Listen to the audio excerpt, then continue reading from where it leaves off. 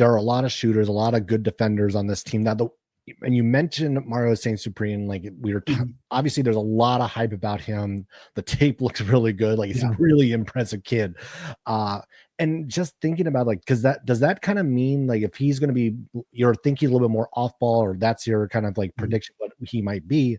Does that mean Braden Smith's going to be a 35 per minute point guard like we've seen from Ryan Nembhard in the past? Because I mean, coming off the red shirt, it seems like a big ask right away for someone like Smith.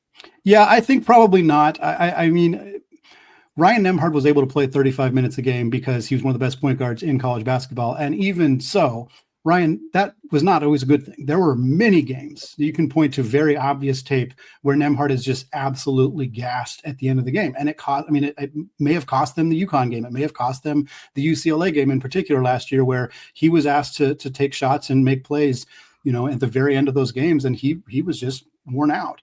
I don't think they'll ask Braden Smith to do that. I think he's more like 28 to 30 minutes a game.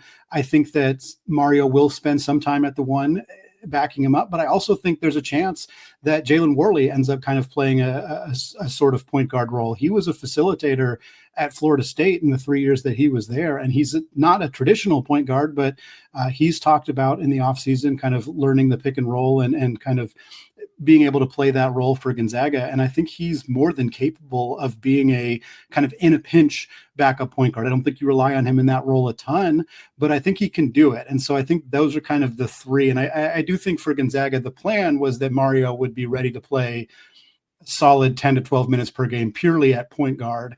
And I think they may back off that a little bit and have him be like, maybe he plays 5 minutes a game at point guard and 10 minutes a game off the ball